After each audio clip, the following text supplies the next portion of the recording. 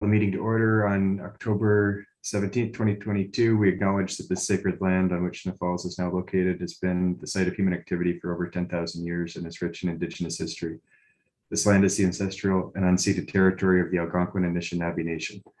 We're grateful to the Algonquin ancestors who cared for the land and water in order that we might meet here today. We're also grateful to the Algonquin people for their contribution in the making of the Rideau Canal, which runs through Sniff Falls. We're mindful of broken covenants and the need to reconcile with our relations. Together, may we care for this land and each other, drawing on the strength of our mutual history of nation building through peace and friendship, being mindful of generations to come. With that, we have no chair's remarks today. Any amendments to the agenda? Seeing none. I do have a couple of additions, Chair. Okay. Just under business arising, we'll add C, recruiting, and D, promotions. Okay, so we've got C, recruiting, and D, promotions under business arising. Anything else? Great, seeing none, I'll take a mover and a seconder to approve the agenda. Moved by Jen, seconded by Chris Babcock. All those in favor? That's carried. So now we will take a motion to go in camera to deal with three issues. I get a mover. Chris Babcock, seconded by Sean. That Smith Falls Police Services Board move in camera to discuss. I'm not going to read the whole thing, be in camera. All those in favor? That's carried. So we will now proceed in camera, I guess, into the waiting room, eh? Yes.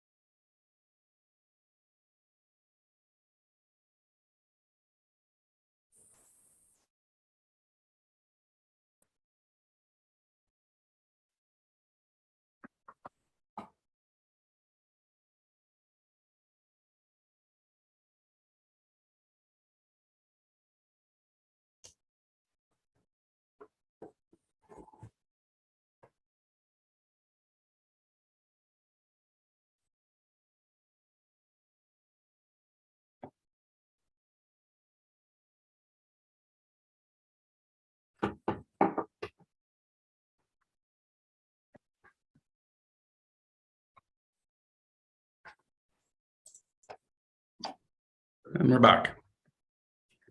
Thank you for your patience. As we went in camera, we discussed human resources and in-camera minutes. We have no correspondence items for today, so we'll go to approve the meeting minutes from September 29th. Do we have a mover and a seconder to approve the minutes? Moved by Sean, seconded by Jen. All those in favor?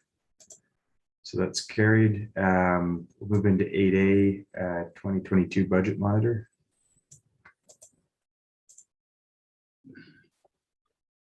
Thank you, Mr. Chair. And so just everyone has received the last budget monitor, which was September 30th. So I am pleased to say that we are still tracking with a surplus. Currently, it shows about a 0.4% surplus, or just over $14,000 surplus. That, keeping in mind, there are many lines, as we see in the budget, that we don't track the variance until the end of the year. But having looked at many of those lines, we are tracking well in those areas. So I do expect that surplus to be a little higher than that. We are tracking well in our some of our bigger lines, our salaries and wages lines, our other payroll costs and whatnot are tracking well. The one area that has been a little high, that's offsetting some of those variances, are part-time wages and our overtime. Overtime isn't too bad. We had some busier times with some staffing shortages, but those have been sort of leveling out. So I'm hoping that we'll keep that stable for the last couple of months. And as well as part-time wages, some of those increases were a result of training some new staff as well. So the increased hours, as well as the filling of the position, our admin position with part-time admin assistant position, until we fill that that position. So though that line's been a little bit higher, but other areas, operational, have been tracking well. And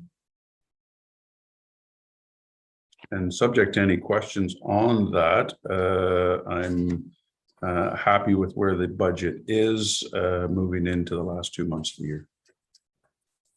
Great. Thanks, Chief. Any questions, comments on 2022 budget? Not seeing any, so we can move on to 2023 budget. Just a quick update on the 2023 budget. Obviously, in an election year, everything sort of gets pushed back a little bit with the budget process and getting the first draft out.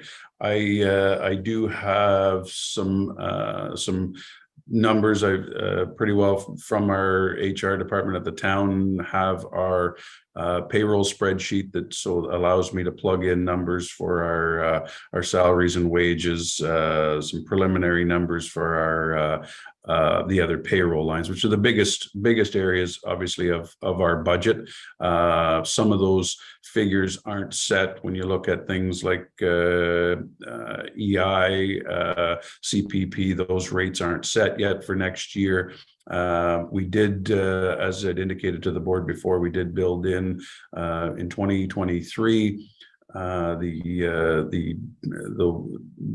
the collective agreement between the association and the board continues on for benefits through that year. As you know, our wages are tied in with the OPP wages, and the OPP are without contract in 2023, so their wages have not been settled yet for 2023. So our wages then get based off of that, or a percentage of that. And so we've built in a 2% increase, and that just allows a buffer if it's a little bit more, a little bit less.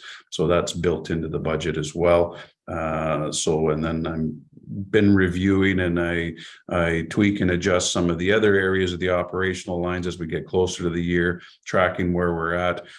Some that I'm hoping that we'll be able to reduce some lines of operational expenses. There'll be some others that might offset with some increase as well. All in all, I don't see any big radical changes to any of our operational lines that shouldn't change. So it'll just be a case of getting the final figures, if you will, for some of the bigger lines, being our wages and benefits and those things. So my hope would be for the next meeting of potentially having something that I can send out to the board prior to the meeting to look at, that we can look at as a first draft to move forward when council is ready to receive that.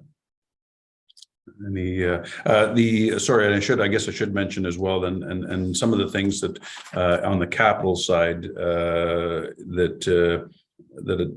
we've been looking at is we have one vehicle that's a 10-year-old vehicle that we would be looking to replace.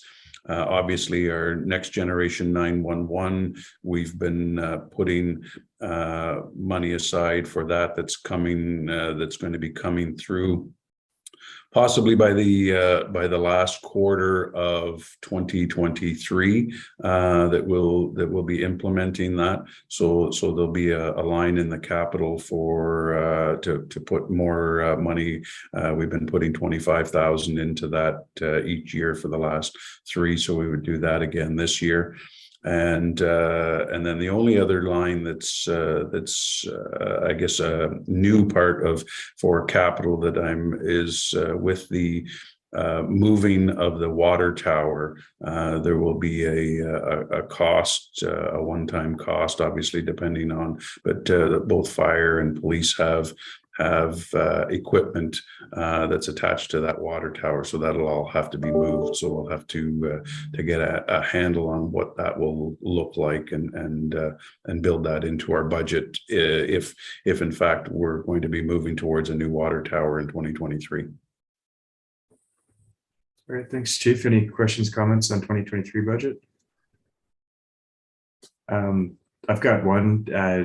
If we're looking at vehicle purchases, I'd be really interested in seeing what the cost of, like, I know cruisers idle a lot, so what the cost of fuel and expenses on a gas versus electric vehicle would be, just so we know when the time's right to make that, or if there's the technology to make that transition, we're prepared for it. But yeah, the wages is a big unknown, so that hopefully the OPP stuff gets settled soon. Yeah, as far as vehicles, and one thing I was on a meeting actually yesterday with our with the deputy and our Eastern Chiefs meeting, and it came up with regards to vehicles, and there isn't at this point in time an all electric option. They do have hybrid options out.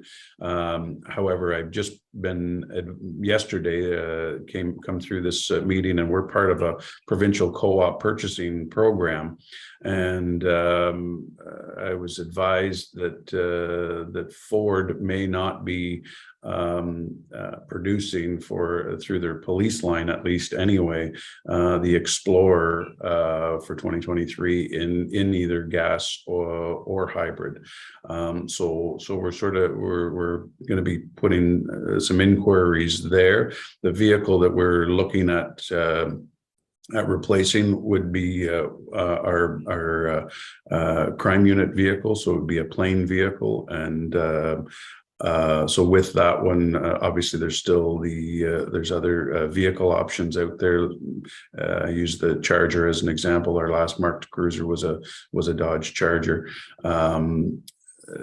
The Dodge, I don't believe, have a hybrid issue or a hybrid version for the Charger or the Durango. Chev just has the Tahoe at this point in time, which is a large full-size vehicle, and they're quite quite a bit more expensive.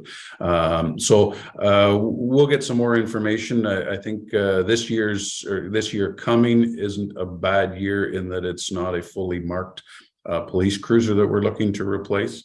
And so I think the cost will be reasonable that way. But certainly I will keep our eyes and ears open for the hybrid versions that may be coming out. That's great. Thanks. Sounds like you're on top of it. I'm not seeing any other hands up, so I think we can move to C. Yeah, see, so just in recruiting, and I just wanted to give the board and the public, I mean, we have posted for a police constable position. Challenging times. A lot of services are pounding the pavement, looking for police officers, both in direct hires, current police officers, as well as recruits.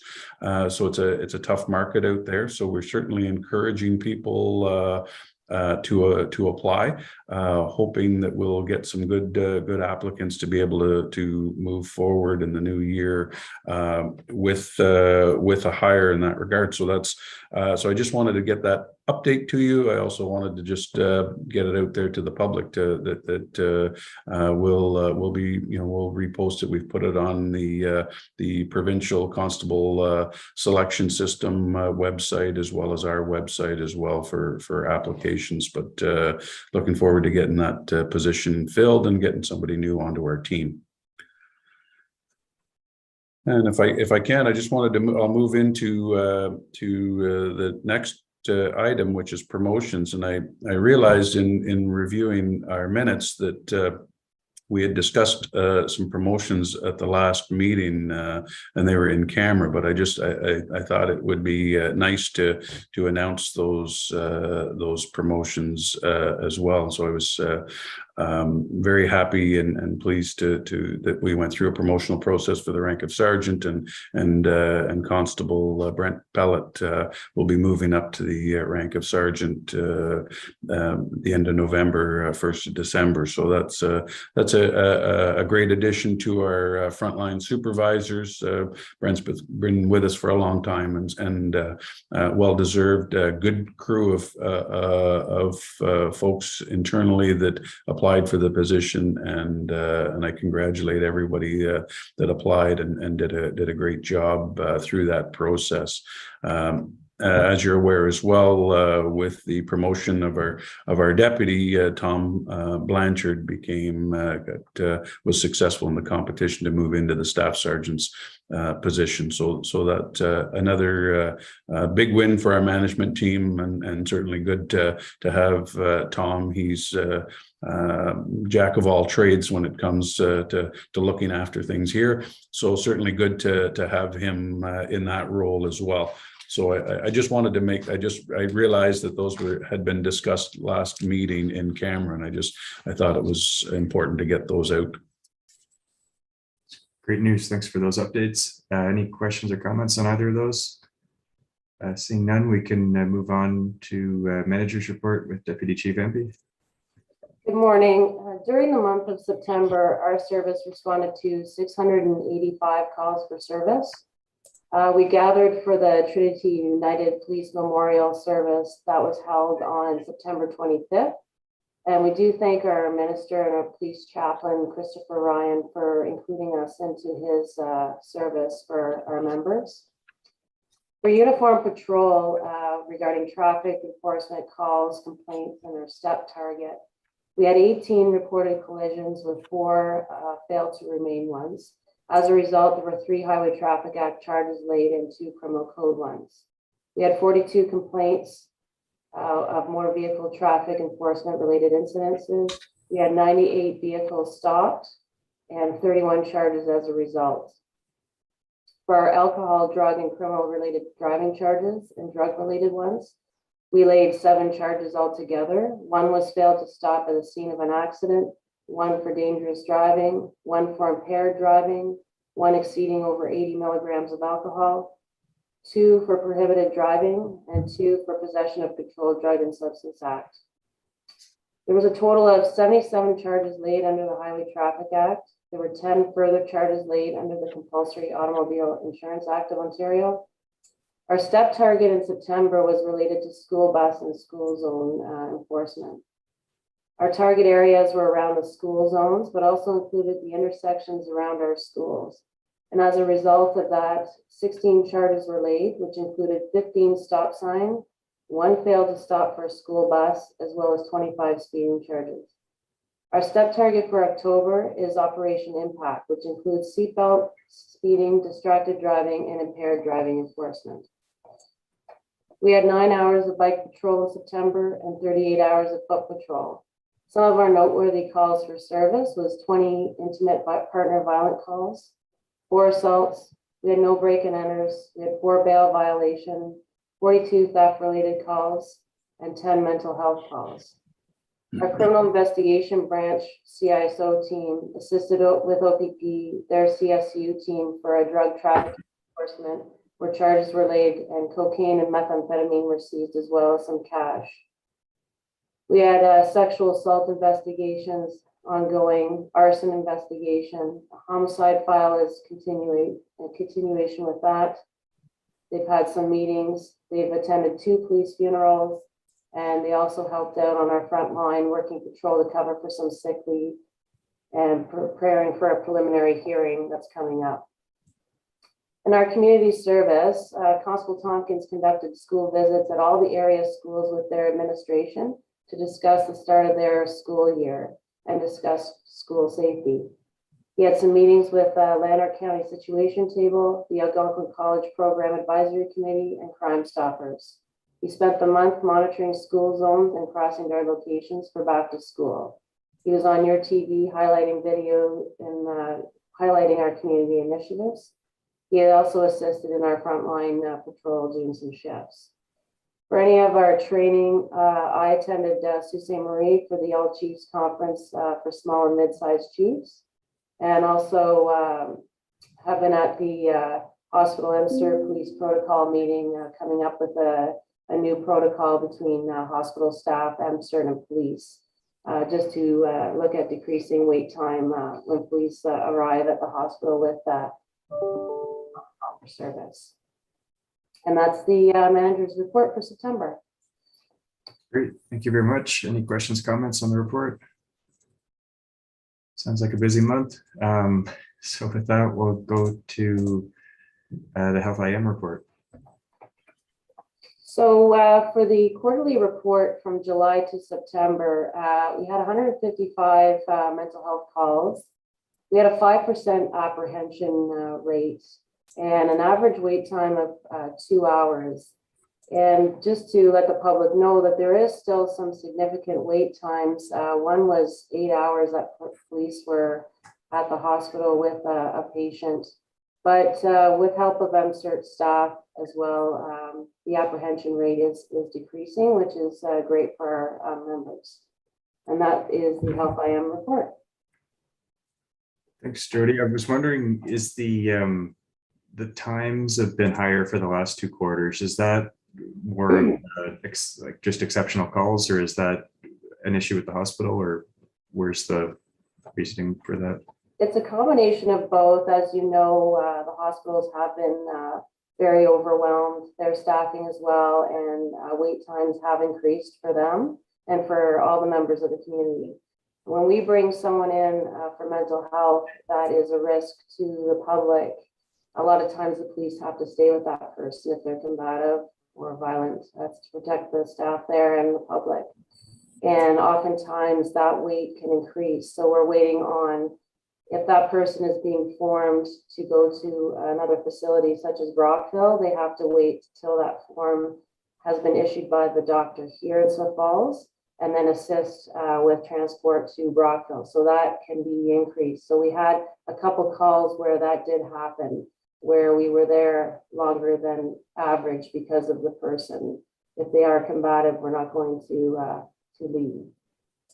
So hopefully that'll change. I think that with our protocol that we're doing with the OPP, ourselves, the paramedics, the hospital administration, we are engaging and getting together to come up with a more planned protocol across the board to kind of help with the wait times for police. But sometimes you just can't help it. If they are being combative, you're gonna stay with the person to protect the staff there and protect the public in the waiting room. Great. No, thanks. That makes sense. Any other questions, comments? So we can move on to, oh, sorry, Jen.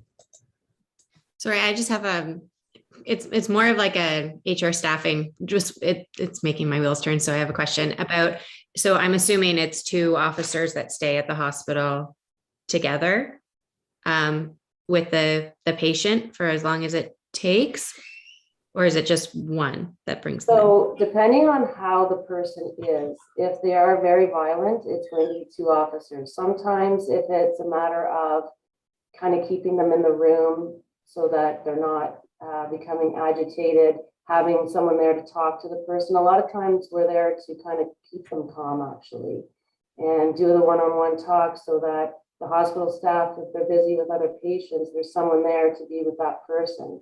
Because sometimes if they're agitated, it becomes disruptive in the emergency department. So sometimes we can go with 2. There's also a nurse that usually is at the hospital that deals with the patients that come in with mental health crisis. So he or she will help with us as well. So sometimes we can get away with 1, sometimes though we have to have 2. Thanks. Seeing no other questions, date and time for our next meeting. I think Sorry. I do have the business quarterly. Yeah, sorry about that. I skipped right to 12 there.